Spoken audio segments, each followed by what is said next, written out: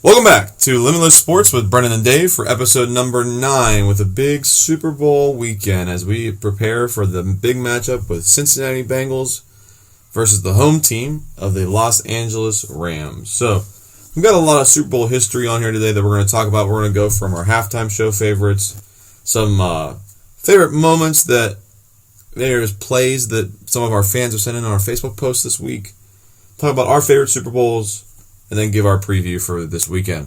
So, Brennan, where are we starting this morning? Where we start this morning, Dave? Let's start out with our top 5 favorite halftime shows. And we say favorite because the best is so opinionated, so we go with our favorites instead. All right, so I'll do mine. I'm going to go from number 5 to 1. So my 5th favorite was in Super Bowl 44, The Who. The Who is a quality rock band that puts on an awesome show. And they played all their favorites. I remember it was just a jam-packed and just halftime show for 20 minutes just going through some music. Next, I put the Super Bowl 50 with Coldplay because Coldplay had the marching band aspect in there and I had to, pull at my heartstrings a little bit. Then I went to Super Bowl, what is that? XL1X. So that'd be what, 49? Yes, that's Katy 49, Perry. Katy Perry. Then I took in Super Bowl 47, Bruno Mars. Then I went all the way back to a legendary favorite of mine. Wait, Bruno Mars, that was 48. 48, I'm sorry. That was Seattle and Denver, yeah. You're good. One of the favorites of mine was Super Bowl 27. Michael Jackson. I was watching some different videos this week as we were preparing for this podcast, and I went back and watched this entire halftime show, and it was one of the most memorable halftime shows I've ever seen in my life. Michael Jackson's a phenomenal performer, does great things, but it was just memorable to me because I've loved his music ever since I've been little. So, what do you got? Number 5, I have Aerosmith, NSYNC, Britney Spears, Mary J. Blige, Nelly. Oh, I forgot about that one. Super Bowl 35. Mm-hmm. Number 4, I have the Rolling Stones from Super Bowl 40. That was a good halftime show. I think you remember that, watching that when we were younger. Super Bowl 40, this Pittsburgh Steelers, isn't it? Absolutely. Number 3, I have Lady Gaga in Super Bowl 51. Great show. She's a hell of a performer. Mm-hmm. Number 2, I have Katy Perry in Super Bowl 49. Great music, great artist. She did a lot of things in the background too. And then number 1, not for the reasons you're thinking of, was Janet Jackson and Justin Timberlake in Super Bowl 38. Great performance. So when Justin Timberlake was starting to become big, being independent by himself. Right. Great halftime show. Love it. All right, so we love to see some of your favorite halftime shows. So if you leave us a comment when we share this post out today on Facebook, give us some of your favorite halftimes. I know maybe this is not all of the most memorable halftime shows and you have a different one, but go ahead and leave us a comment with that this morning. So let's jump into some of the favorite plays from our Facebook commenters. Mm-hmm. So Brendan and I made a post on our Facebook page about it said to give us some of your favorite plays in Super Bowl history. So, I'm going to go through mine first. I had a little bit more comments. I ended up having 5 different people comment on mine. Mm-hmm. One was a friend from college. His name is Logan. His first thing was the Nick Foles Philly special. Can't forget that play. That's going to be one of the plays, our grandkids talk about. Well, and it's a memorable moment for me, too, because you got the backup quarterback in Nick Foles leading that team through. Honestly, I think everyone expected that game to be an ass whooping. I think everyone expected New England to come out there and stomp them. New England's defense was in full force that year. The offense was in full check. Great Super Bowl, high scoring. Right. Absolutely. The second person calling on mine, she's a teacher with me. Her name's Jordan. She says, I vividly remember Santonio Holmes' game-winning touchdown in 2008. I think we all do. That was another great signature Super Bowl play, especially us being from the South Hills region of Pittsburgh. I still to that point to this day understand how he caught that ball triple coverage and how Ben got it there too. Like that's just an amazing throw. I mean that's that memorable moment that I don't think you can replicate very easily. No. All right, another friend of mine, best friend from college, his name's Andrew Newman. He says, my favorite Super Bowl play was when the Seahawks blew the game in 2014 or 15. Which one was it, 15? I think it was the 2016 Super Bowl. No, but 20, it was the 2015. It was Super Bowl 49, 2015. Yeah, you're right. He says, Seahawks blew the game on the last play when Wilson throws the ball instead of giving it to Marshawn Lynch. Patriots intercept and score. He didn't care that the Pats won, but man, to see a Seahawks loss like that was a priceless, what a blunder. Well, the Patriots didn't score. They just intercepted it. I think they ran 2 plays. Right. And then, Brady took the kneel down. Now, I remember watching that game live, and I was thinking, I was just like, what are you doing? Like, I did not understand that one bit. I was just like, why are you even trying to throw the ball here? You got one of the world's best running backs in Marshawn Lynch. Best running back in the league that year. And it's not that I don't disagree with the play call at the time being, but I would have maybe ran an RPO or something of that nature. Maybe had Wilson take it up the middle. You still had all the time in the world, and I think you had a timeout left. Right. You're Seattle. So, even if you don't get it, hurry up, timeout, run another play. This one goes out to my cousin. His name's Jim Barger. He hopefully will come on for a episode here soon. I'm going to try to talk him into it. Jim, if you're listening, we'd love to have your sports knowledge and your expertise and to bounce some ideas off you, especially in this podcast format. But he says his most memorable moment was the James Harrison interception return. Man, that's another play that I'll never forget. If that doesn't happen, the Steelers lose that game. 100%. If that doesn't happen, then Pittsburgh loses. Can you imagine in that kind of moment, you intercept the ball on the 1 yard line or was it on the goal line? I think it was 100 yards, so he was on the 1 yard. Man, on the goal line. Can you imagine having to take that back? He jumped the tight end. He jumped the tight end around. I think the ball was intended for Ben Pope. Yeah. Well, he wasn't supposed to go in coverage, and he just dropped back and managed to grab a hold of it, and he ran. That was amazing. Should have been tackled probably 2 or 3 times, by Arizona receivers and Preston, Bolden, and Fitzgerald. Didn't Fitzgerald almost catch him at the end? He did, but Fitzgerald, if he would have tackled him, I think it would have been a penalty because he ran out of bounds. Oh, that's right. And then he came back in. He was running down the white stripe of the sideline outside, the hash marks. Right. So that probably would have been a penalty. Absolutely. My last one was from Evan Shoup. He had 2 of them. He said his favorite Steelers play was the Holmes catch. That's a favorite of ours. And the non-Steelers play was the David Tyree catch from Eli Manning in Super Bowl 42. That was a very memorable moment, too. That is the play that defined that game. That is the play that defined Super Bowl 42. All right, we're going to get into Brennan's comments this time. He's got 3 of them. And then we're going to talk about our own 2 favorite plays. Or a couple. From Bob, he says, the Franco run for a touchdown up the middle against the Cowboys. What Super Bowl was that in? I think it was the first time they played the Cowboys. What, in Super Bowl 40? No, it was... I'm not saying 40, but Super Bowl 10? In 76? I think it was Super Bowl 10 in 76. I think so. That was the lower scoring one. The second one was a shootout. Correct. The second one was 35-31 in 79. Okay. Great moment there. I always love, one of my favorite playoff moments in general is the immaculate reception. So this one goes out to Wally Stelma. We got the Devin Hester opening kickoff return for a touchdown. That wasn't a memorable moment, 100%. That'll probably never happen again. The way how they have kickoff set up now. Devin Hester got snubbed to the Hall of Fame this year, which I didn't really like any of the selections they made. No, I think Richard Seymour was deserving. 100%. He was deserving. He was a great player for the Patriots and the Oakland Raiders.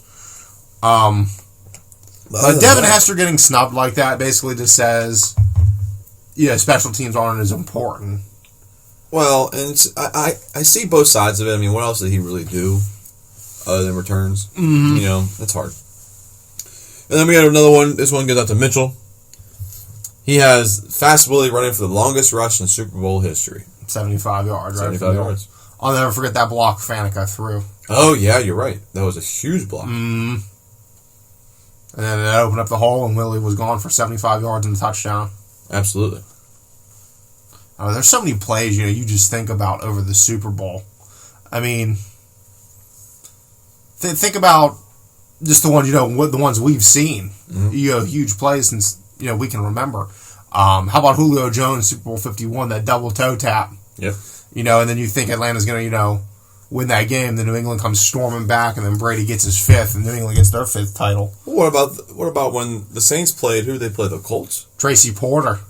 Not even that moment. Wasn't that the moment he came out and onside kicked to start the second half? Yeah, I think it was 10-6 at halftime. Yeah. I remember, we were watching that. My dad's like, this is very low scoring for two high-powered offenses. Right. And then, they onside kicked it. New Orleans recovered it, and they go down the field and they score a touchdown. Mm-hmm. Tracy Porter, like we just said, from that Super Bowl, the pick six.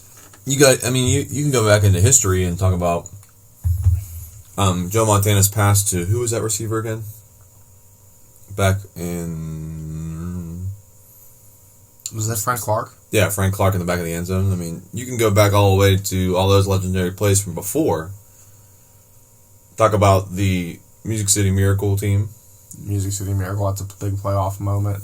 Going to the Super Bowl. How about, was his name Jackson Dyson that came up 1 yard short? I think so. In that Super Bowl with the Titans and the Rams? Yep. Back from the Georgia Dome. I mean, even though last year's Super Bowl was a kind of a dud, I mean, just watching that defensive mastermind from Tampa Bay just shutting down Kansas City's offense was memorable for me. I'd have to say my most memorable Super Bowl play ever has to be from Super Bowl 40 when we run the reverse pass to Antoine Randall, and he just lets it fly for Hines Ward. Ben threw a block, Threw a huge block. That's for me. Ward was wide open. I'll never forget that moment.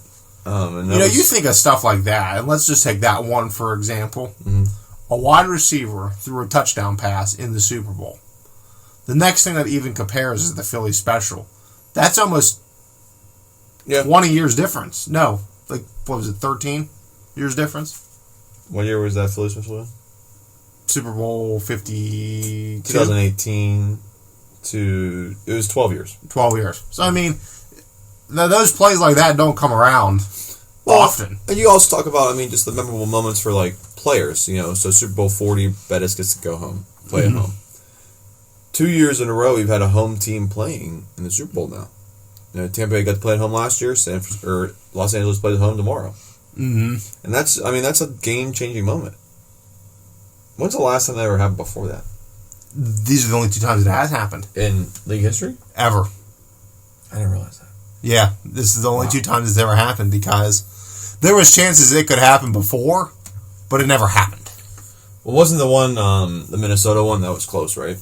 Minnesota was... when Minnesota got smoked by Philadelphia, remember that? Right, but they beat... Foles versus Keenum. Well, but they beat the Saints in the divisional round. Minneapolis Miracle. Off that fluke, yeah. Who's that? It was Diggs. It was Diggs back when he played for the Vikings. I know, I was listening to... Before I move on, what's your favorite moment? Oh, God. Let's think. Well, the Malcolm Butler interception. That was... Really?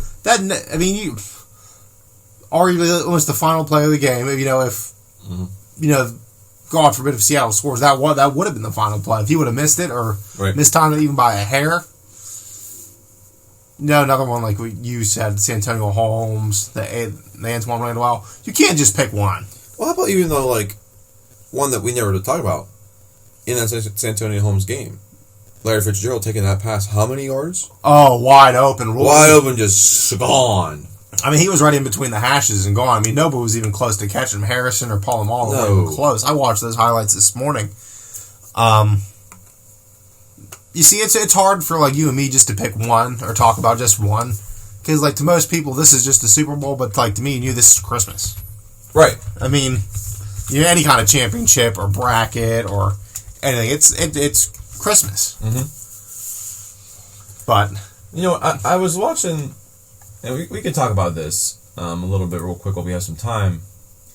I stumbled across a TikTok yesterday, and it was complaining about what classifications and what requirements each city has to have to host Super Bowl. I want to talk about that this morning. So it's ridiculous. The host city must have space for an NFL experience, which is an NFL interactive theme park, which is operated the week prior to the Super Bowl. The indoor venue for the event must have a minimum of 850,000 square feet, and an outdoor venue a minimum of 1 million square feet. Let's see. Necessary infrastructure must be in place around the stadium, including parking, security, electrical needs, media needs. There must be a minimum number of hotel spaces within an hour's drive of the stadium, which have to equal 35% of the stadium's capacity. Must be practice spaces of equal and comparable quality for both teams. Must have at least 70,000 seats. There's issues with, I think there's golf courses they have to have. They were talking about... They need entertainment for a whole week. I mean, you're going to have so many celebrities in town. You're going to have athletes in town. Bowling alley. You're going to have families in town. You're going to have media members in town. So you have to have, entertainment for all these masses of people. Right. If it's bowling, golf, clubs, bars, restaurants, all that kind of stuff, which it really narrows it down to about, 20 cities in the United States where you can really have a Super Bowl at? Well, and think about I don't think you understand how Minneapolis had theirs back then. I mean, I understand it's indoors. That brand new stadium. But it was indoors. That's the only thing that saved them because they can't do anything outside.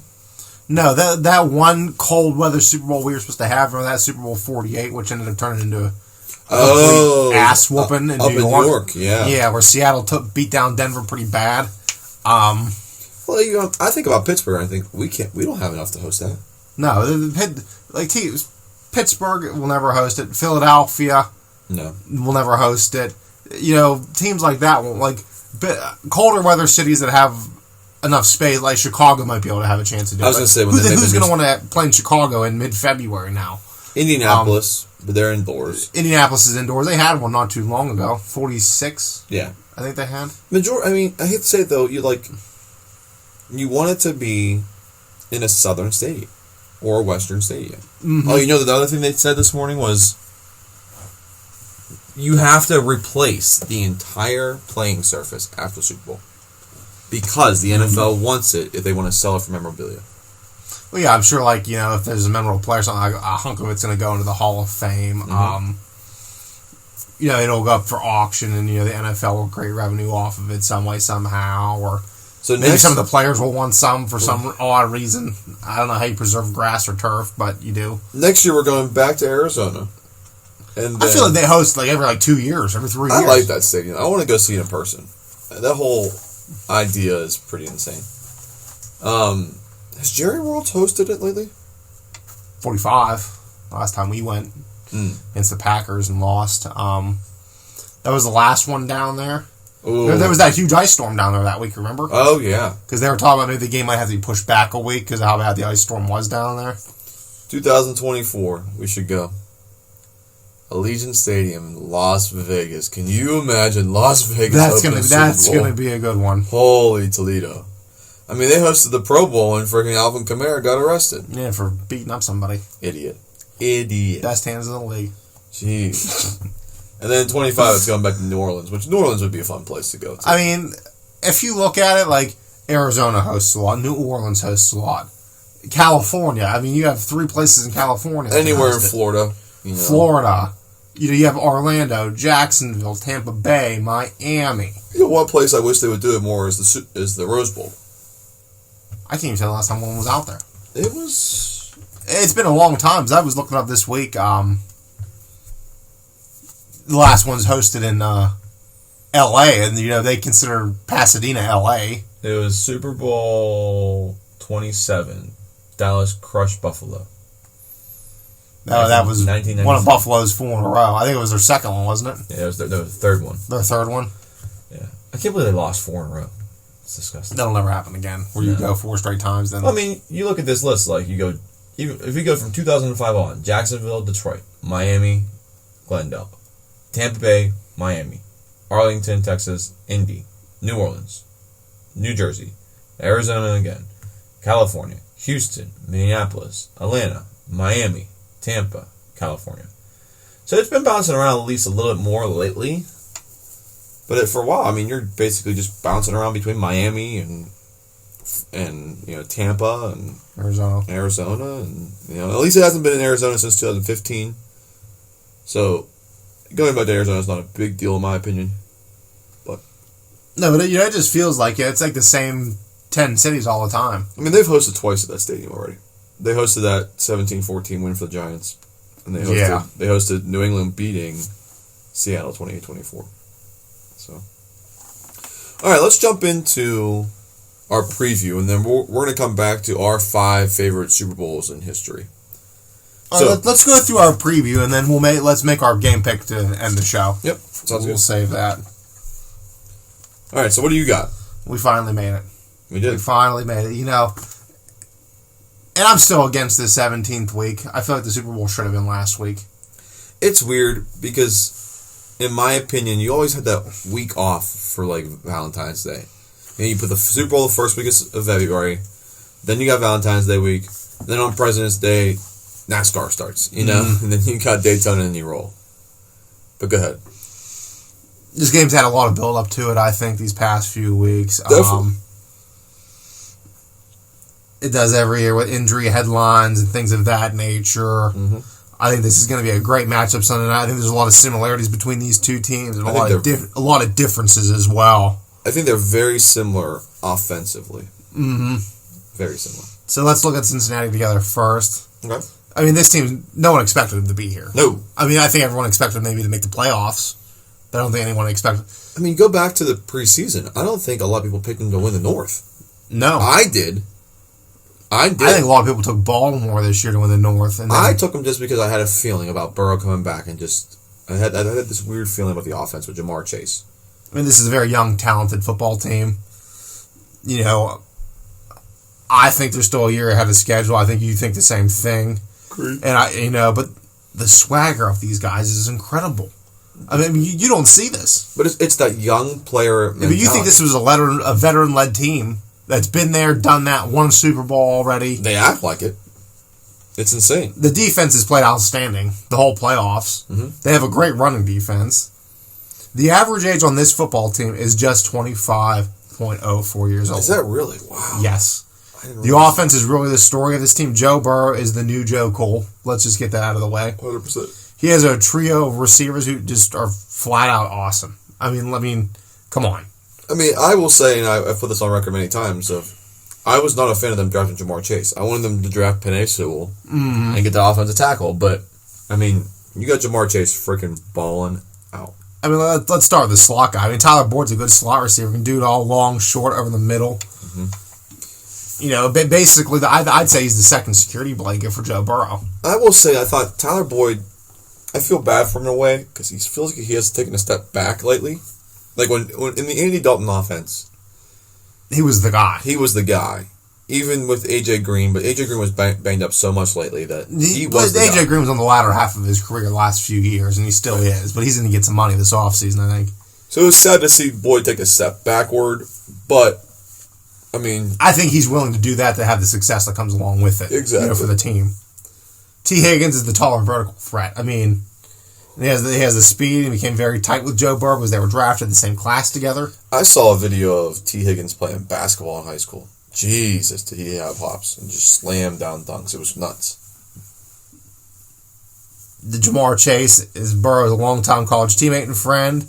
And from what we saw, the connection is still golden from those two, from the LSU years. Yep. C.J. Uzomah, good, reliable tight end. Not the big-name tight end, but one of Joe Burrow's security blankets. I think him and Boyd, if it's 4th and 1, and you need 1 yard, I think it's going to Boyd or Uzomah. I mean, I'm a little worried for Uzomah body this week with being banged up. They're saying he's good to go. He's playing. I know, but I don't know how good to go that means. You know what I mean? How about Joe? Let's talk about Joe Mixon. Everyone knows I'm a Mixon guy. I mean, I had him on a fantasy team. I had him on my team. I think he's the most underrated running back in the entire NFL. 100%. And he's really the heart of this Bengals team. I think they were talking all week. They're trying to win one for him. Because, I mean, how often running backs don't last that long? He's been in the league 4 or 5 years now. Yep. There's one major concern with this Bengals team, and it's the offensive line. I think it's a huge concern this week. They've done very poor of keeping Burrow upright. In the divisional round against the Tennessee Titans, they gave up 9 sacks. And they're a totally different... This is a totally different monster they're going up in the LA Rams front seven. But here's where I'll argue that, and we can talk about this more a little bit later, but yeah, you got 9 sacks against the Titans. How many sacks against the Chiefs? One. How many go against the Raiders? Hold on. That's a good question. 2. So, I mean, 3 and 9 is 12. 12 divided by 3, that's 4 sacks a game. That's not good. No, but if you take that 9 out of there, like I think, but unfortunately we can't. You can't. In my opinion, the front 7 of the Chiefs was better than the front 7 of the Titans. Yeah, but I think the Chiefs thing is let's not let them beat us with the deep ball. Yeah, I think they were playing a little bit more conservative. And that's yeah. why I don't think they went after Burrow as much. And yeah, we talk about it. The Chiefs' defensive line is one of the best. Chris Jones, Frank Clark. Right, that's what I'm saying. Not Frank Clark, excuse me. Yeah, Frank Clark. Yeah, Frank Clark, you're right. Jesus, I'm losing my mind today. It's an early morning. Now let's go to the Los Angeles Rams. Let's look into them. This is one team all year I thought that would be overhyped because, let's face it, the team that always makes the big splash, the big trade. They are the New York Yankees this year of the NFL. The big signing. They're trying to buy their way to the Super Bowl. That goes all in. They never do it. Ever. They're here. But they're here. But this is the youngest team in the NFL, average age-wise. 24.62. Younger than... Yes. Where are they at, young-wise, then? I mean... Defense. I guess it would have to be in defense. Defense, some of the guys because on offense. If you name all the big-time playmakers, they're not young. Miller, Donald. I mean... Stafford. Kupp's younger. Whitworth, their tackle. Mm-hmm. He's 39. Wow, I didn't realize they were the youngest team. Yeah. This team really hit its stride, though, with Matthew Stafford behind center. And he really generated a relationship fast with Cooper Kupp. He absolutely did. Let's talk about that combination. 145 receptions, 1,900 yards, and 16 scores. Well-deserved offensive player of the year. I think we both got that one right. I picked Jonathan Taylor. Oh, that's right. You picked the reverse. I picked Kupp and Taylor, and you picked Taylor than Kupp. We can dissect that at the end today. Cam Akers is back way earlier than expected from a torn Achilles tendon. It's insane. It's crazy what modern technology and medical care can do for you. Mm-hmm. He's came back and looked good to go with Sony Michel. This is a high-flying offense that can score points like the Bengals can. They added OBJ via free agency mid-season when Robert Woods went down. He's looking like he's back in retro form. Absolutely. They traded for All-Pro and former Super Bowl MVP and Von Miller from the Denver Broncos. Mm-hmm. He's came into his own back, looking like retro form. Aaron Donald is still that dude and playing lights out and can wreck a game by himself. The Jalen Ramsey move is looking a lot better now. Yeah. They're here. If they get one Super Bowl out of him, the move looks great. Mm-hmm. I'll tell you what, the Rams could have lots of moves that'll look good if they win tomorrow night. They have to win. The Stafford trade, the Ramsey, the Miller, and the signing of OBJ, that can all look good. This defense is nasty. They could have a major field day if the Bengals offensive line can't hold up against Donald Miller without pressure. Mm-hmm. Let's see how these teams stack up against each other now. All right, good. So, I'm going to read you these off. Points per game. Mm-hmm. Cincinnati, 27.1. Los Angeles, 27.1. Okay. Points allowed per game.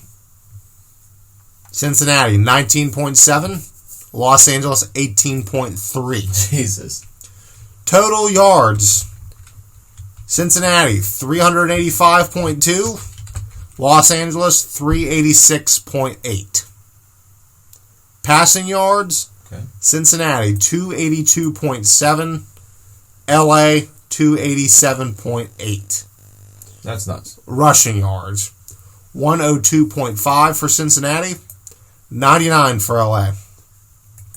And then defensively, yards allowed. This is I think it's going to break the camel's back. Mm-hmm. Cincinnati, 395.7. LA, 286.7. Passing yards allowed, 268.3 for the Bengals, 232.7 for LA. Rushing yards allowed, 127.3 for the Bengals, 54 for LA. Most of that is very, very even. Like, you can't get much closer than that. No. Even if it's within 10, you're close. You're close enough. Here's what I want to pause you and talk about comparisons, too. I want to talk about their team captains. I pulled this stat, too. So, if you are a college out there, and you're recruiting the young high school kids, and you want to show that your players transform into the NFL, here's the proof. Let's break down these rosters and show who's playing. And I'm going to be biased for a second. 4 captains across both teams are from Ohio State. Jordan Fuller, who's their safety. He's not playing because he tore his Achilles or knee or something. And then you go to the Bengals side of the ball. Von Bell, their safety. Mm-hmm. Sam Hubbard. And I have to still claim him because he still says he's a Buckeye, Joe Burrow. I mean, you've got... Because they recruited Joe, at least. I mean, Joe was here. You got 4, which is amazing to think about. Then you got the Pitt side of the ball. Pitt's got 2. Pitt's got Donald and Boyd and Donald. I mean, and for the local connection here with the Pittsburgh connection of being able to talk about, Tyler Boyd, the young kid from Clareton, who absolutely just balled out in high school, went to Pitt, where he didn't play receiver a lot in high school. He was a running back. Mm-hmm. And then you got Aaron Donald, another Pitt legend, that you had that moment to be able to, have those collegiate comparisons here is amazing to think about. So, let's get into... Go ahead, what else did you have, sorry? Let's think. Let's talk X Factors for a little bit. Okay. So let's talk the Bengals X Factor first. This is going to be such a plain, Jane, boring answer, but it's the truth. The Bengals offensive line needs to hold up and give Joe Burrow time to get the football down the field to guys like T. Higgins and Jamar Chase and open up holes for Joe Mixon, the Bengals running game. What is your over-under of sacks for the Bengals to be successful? For the Bengals to be successful, how many times to win the game, how many times can Burrow get sacked? I'm going to say 2 or less. That's what I think, too. Yeah. Because, if you have guys like, you're going to have Miller down your throat all night. You're going to have Donald down your throat all night. The rest of those front 7, you're going to have them down your throat all night. Mm-hmm. That offensive line is weak. I think they should have invested in it. I think they still would have been maybe in this position, maybe next year. 100%. But they have to give him time to throw the football down the field, like I said, to guys like T. Higgins and Jamar Chase. What's your expectation? And that's going to open up holes for Mixon to run the football. Yeah. The production out of Odell Beckham Jr. and Kupp is probably going to be seeing a lot of double coverage from the Bengals. Mm-hmm. So the Rams will need OBJ to step up and make the most of his targets, to respect the other Rams receivers. So that will give them holes to open up for Kupp across the middle from his slot position. Mm-hmm. But I mean, I know it's plain Jane boring answer for the Bengals, but they need OBJ to step up big time, especially because Higbee is not playing tomorrow night. Let's get into keys to victory now, Dave. Okay. You have any keys to victory for the Bengals or the Rams individually? I think the keys to victory for the Bengals are they have to make the conscious effort to have Matt Stafford turn the ball over. There needs to be a big defensive play for the Bengals because they know that their offense can score, but you got to be able to keep a lead and get ahead of this team. And if you can make those kind of plays and have a turnover or two, that's the key for me. I mean, the other key is, of course, the obvious one. You have to block. But I have 3 keys to victory for both sides. So number 1 for the Bengals, offensive line needs to hold their own. Mm-hmm. Then they need to keep Joe Burrow upright, allow less than 2 sacks, or I think there's a good chance they lose this game. Another one for the Bengals, don't fall behind 10-plus points. If you fall behind and you're playing catch-up, you're not catching up because that Rams defense is good. I don't know. I mean, they caught up last week. They caught up last week. I mean, look at the Rams. Look at the Rams defense. Look at the Chiefs defense. And the last one, Evan McPherson. Stay confident. You might be called in the last 5 minutes of the game, saying, "Hey, we're driving. Like this is going to tie it. Or this is going to win it." Stay confident. I didn't realize he was the guy that kicked the cap off the top of the water bottle in college. Did you ever see that video? No, I'll have to look at it. It was like up in like a catwalk, and they had a bottle up there, and he had it like most of the way on, but it was enough that if you hit it, it would hit, and he literally got the cap to fly right off by hitting the ball. It was nuts. So my 3 keys to victory for the Rams.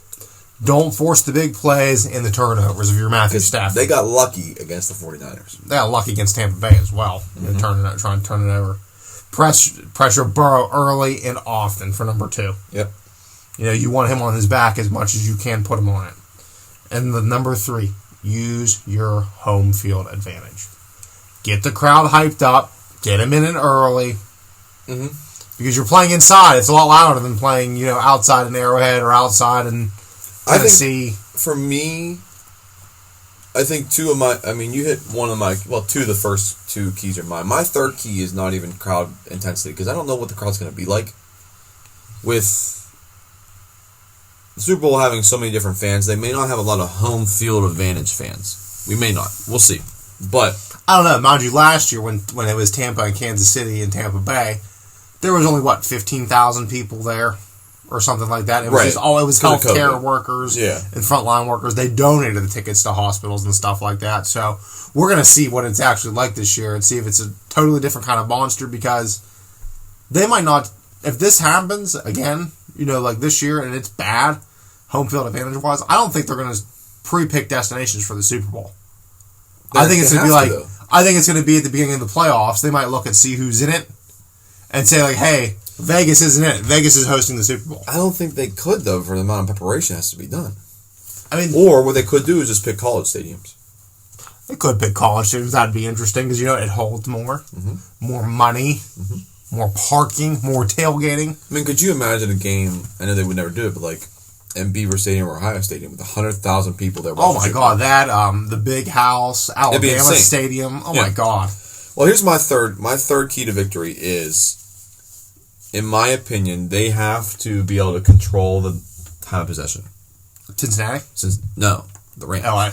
The Rams have to control time of possession, because you've got to put Cincinnati in a moment and they have to strike fast. Because if you start doing that, then you start going after Burrow, you get your pass rush more back in it. I think it's an easier. That's a good one. That is a really good one. They need to just run the ball. What helps the Rams with that is you don't have one. You have 2 running backs you can count on, and Michelle and Akers. And 3. Henderson apparently got cleared to play. I saw that this morning. I don't know how much of a factor he's really going to be. Still, he can still, a couple carries. He's gonna get a few touches on the football. Cincinnati, you look at that run game, they only have one guy they can really give it to. P-Ryan's a good receiving back. He's okay. Yeah. He's a good receiving back. He looks like Shane Vereen that used to play with Tom Brady in New England for a few years, or James White. I didn't realize the quarterback matchup of the SEC. Georgia versus LSU, basically. Yes. That's another cool match. There's a lot of great storylines in this matchup. I have a fun fact here for you. Okay.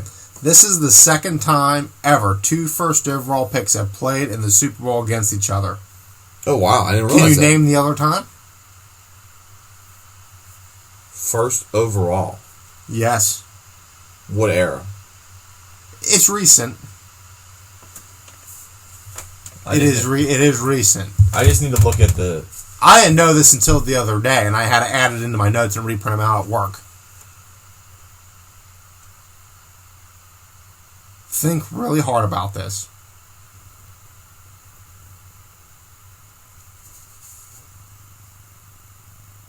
Was it Baltimore, San Francisco? No. Kaepernick was a second-round pick, I believe. Oh, is it quarterbacks? Yes, it's quarterbacks. Quarterbacks, okay. My fault. I should have threw quarterback in there. Ooh. Indianapolis, Chicago? No. I thought Jay Cutler went number 1 overall. No, that was actually Rex Grossman back in the day. Oh, you're right. You remember the defense led them to that Super Bowl? But give up? Just tell me. 2016 Super Bowl 50. Cam Newton and Peyton Manning. Well, but I don't consider that one, to be honest, because he wasn't playing for the team that he was drafted by. That is this first overall pick. That's what I. I guess. You know what I mean? Yeah, I guess so. Huh. Okay. Let's look at the lines and the over/under for this game really quick. Yeah, the line has fluctuated a lot during the week. It went from 4.5 to 3.5 I think it's at 4 right now. I need to see. I locked mine in at the beginning of the week. So you were probably at 4.5. When I did my notes here, it was still 4.5. Let's see. Depending on where you look at, it's changing. I locked my bet in at... No, I took the money line. You took the money line? I took the money line. I didn't put the money line on here, but the spread is 4 right now. The spread is 4. The over-under is 48.5. They're giving... The money line's not bad. The money line is minus 185 towards the Rams and plus 160. They're going to keep them close because of the Super Bowl. Yeah. I don't know what to do with the over-under. 48 the over-under, I'm gonna take the over, the slight over. But if you look at the last couple games, I don't think it gets there. You don't think it's get there? I'm gonna think it's gonna get to this slight over. I think it's gonna be a little more high scoring than what people think. I mean, think about it in a very simplistic form. That means 25-24 is the minimum the final has to be. I mean, you look at 3 out of the 4 Bengals, or 2 out of the 3, Bengals matchup in the postseason didn't eclipse that. I don't know about the Rams. Let's see. The Rams last week don't hit it. The first game don't. They haven't hit that 48.5 yet. That's where I'm scared. It's a very weird over-under that I don't know what to do with. I didn't touch it. It's hard to call. I mean, when we give our picks at the end of the show, when we wrap up, you'll see where I'm coming from when I make my pick and my point total, because the score I picked for the final score... Is it the same score you have in a Super Bowl pool? Yes. Is it really? It is. I have you're going to think, like, that's a good scoring game. It'll be an entertaining enough game. All right, so we'll save our pick for the end. Yeah. Real quick, we talked about it briefly with Cooper Kupp, so let's roll through real fast the... So we have to do our top 5 favorite Super Bowls of all time as well. Let's go through our picks for the NFL award ceremony. I missed 2, but my one was a runner-up. I missed 3. So I missed MVP. We both missed that. You took Stafford, I took Brady. Correct. I missed Offensive Player of the Year because I took Taylor and you took Kupp. But I got Defensive Player of the Year. You got Defensive Player of the Year. Mm-hmm. Rookies, we both got. It was amazing to see that Michael Parsons was unanimous. Yes. I mean, it was well-deserved. I'm not saying anything else. Come back with Player of the Year, we both got was Burrow. Yeah. Who'd you pick as your Coach of the Year? We both picked Taylor. That's what I thought. But I picked Vrabel as my runner-up. I understand. Who'd you pick as your runner-up? McDermott. That's right. Yep. When I went back and read about after they picked Vrabel, I made 100% sense. With the whole injuries that they went through. Oh, yeah, that was my reason. I forgot about that. Losing Jones for pretty much the whole season, Henry for the whole season. And still to the number 1 overall A.J. seed. Brown was in and out, number 1 seed. Yeah. Still good offense. Well-deserving. Congratulations, Mike Vrabel. All right. Let's get into our top 5 Super Bowls, and then we're going to go into our pick and get out of here. Under an hour part of the day. So, in 5-1 order, my 5th favorite was... You want to go 5? I'll go 5. That's fine. You want to go that way? Super Bowl 47, I believe. Yep, Super Bowl 47. Baltimore beats San Francisco 34-31. This was a phenomenal game to watch. You had the Harbaugh Bowl between Jim and John. You had the power outage. You had Baltimore getting up so fast on them in the first half. San Francisco storming back. So I thought that was a quality Super Bowl for me. Mm-hmm. What was your 5? So I had Super Bowl, I think I forgot to put a Roman numeral. It was 27. Was it San Fran and Cincinnati? Super Bowl 27 was... XX. No. Oh, no, 23. Sorry, 23. My fault. San Francisco over Cincinnati. This was the second matchup for those two. I think Cincinnati got up early and San Fran came storming back. And Montana didn't bring them back, winning 20-16. Good Super Bowl, lower scoring, still a quality game. Okay. Number 4. I took the 1 yard short with St. Louis winning 23 over Tennessee 16 in Super Bowl 34. This is a quality game in my opinion with the amount of offensive power that St. Louis had back then. And that was the greatest show on turf. Greatest show on turf. You had the Music City Miracle team. I mean, it was a phenomenal Super Bowl. Where was that Super Bowl at? It was indoors, wasn't it? I thought you said it was in the Georgia Dome when we started the show. Yeah, Georgia Dome, 2000.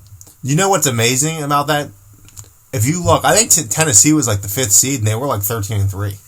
Really? Yeah, if you bring it up on Wikipedia or whatever and look at it, Tennessee was like the 5th seed or something like that, and they were 13. I was like amazed when I was looking at those games. That's Super Bowl 35? 34. 34, sorry. Let's see. So that year would have been Tennessee. So I'm going to pull up Tennessee's just team, 1999. Yeah, if I remember right, they were like the 5th seed or something like that. Doesn't say it. They had 13-3, but finished second behind Jacksonville at 14-2. Yeah. Yeah. So they were the 5th Two of seed. losses. Two of Jacksonville's losses were to the Titans, but the Titans' 3 losses forced them to be a wild card team. Yeah. Wow. Isn't that amazing? That's insane. All right. What's your number 4? So my number 4, I took Super Bowl 42. Great Super Bowl. I think we all remember this one. I think everyone besides me was cheering for the Giants around here.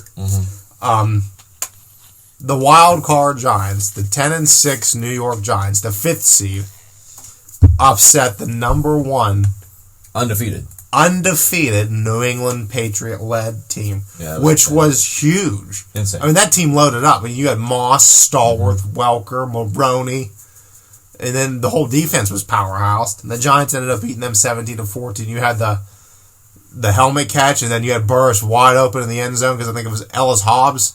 Yep. Let him go wide open in the corner of the end zone. Yep. And then gave Brady, I think it was like 33 seconds or something like that. It was nuts. Insane. Great Super Bowl. Great finish.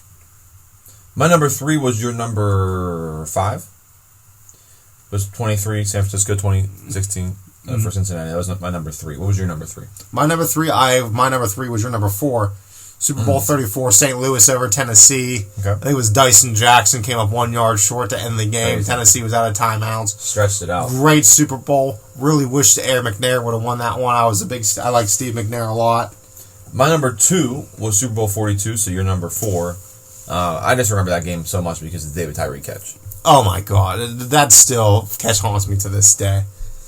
What was your number 2? My number 2, Super Bowl 43, Pittsburgh over Arizona. How can you pick that as number 2? How can I pick that as number 2? Because my number 1, I think, is more memorable. Oh, man. Fitzgerald wide open down the middle of the field. And here comes Pittsburgh and Roethlisberger, Ward, and Holmes storming back, going down the field, scoring with about 36 seconds left to win their 6th Super Bowl. I have that as my number 1. That's my number 1 because there was just so many memorable plays and so many memorable moments. I have to pick that as number 1. What's your number 1? My number 1, probably a lot of people would say the greatest Super Bowl of all time. Super Bowl 51, New England versus Atlanta. Everyone remembers getting out 28-3. And here comes Tom Brady storming back. We're at a Super Bowl party with my family and friends. I remember I'm the only one with my Brady jersey on, chanting, and everyone's and cussing me out, calling me every name that you can think of. I was at my GA's house, Isaac Winland. It was my best friend Cody and I. We went over. He bet on the Patriots to win, and he was literally just like scared. And they started coming back, and I'll never forget that. For him. Only Super Bowl of all time to go. I think he bet the Patriots. It was something memorable for him that he was either one way or the other. That he was really upset first, or he was really happy that the Falcons were winning. But all right, let's get into our pick of the Super Bowl and let's get out of this show for the week. I'll go with mine first.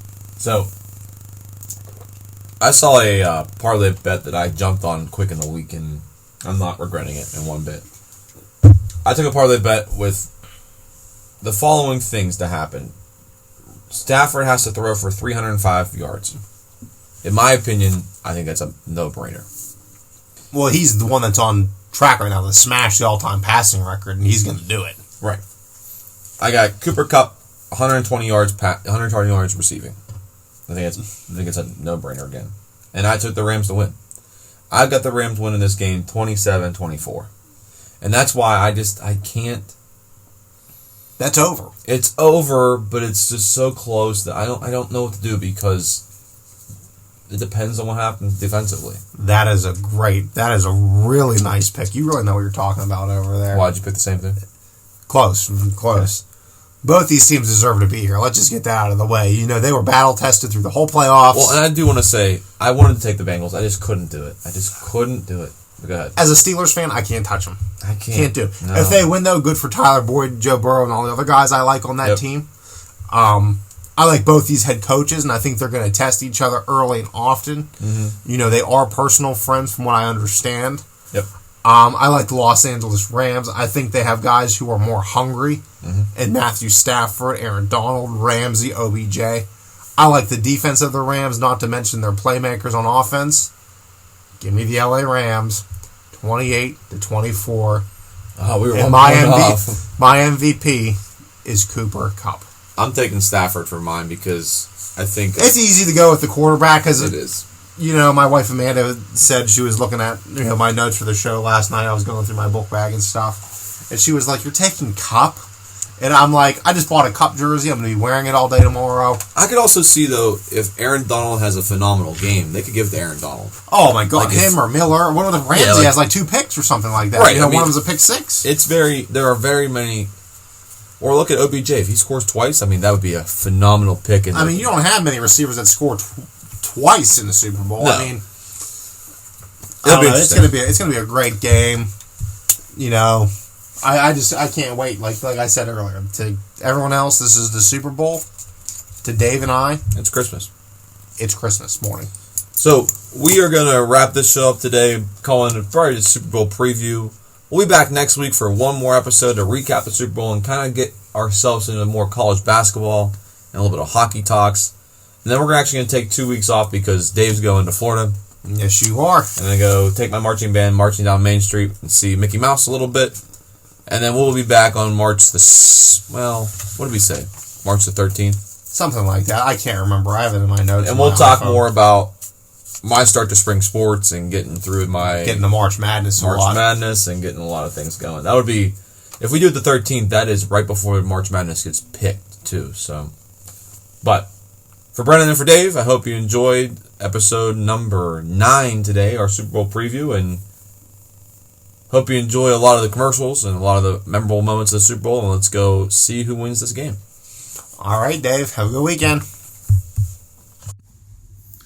Hey everyone, thanks for listening. We hope you enjoyed today's episode. If you do not already, please make sure you go and follow us on Facebook at Limitless Sports with Brennan and Dave. And hopefully we can get our Apple Podcasts up soon, so that will also be on Apple Podcasts. But you can find us on Dave's YouTube channel just by searching Limitless Sports with the hashtag, and go ahead and create more followers for us and more subscribers. Hope you enjoy.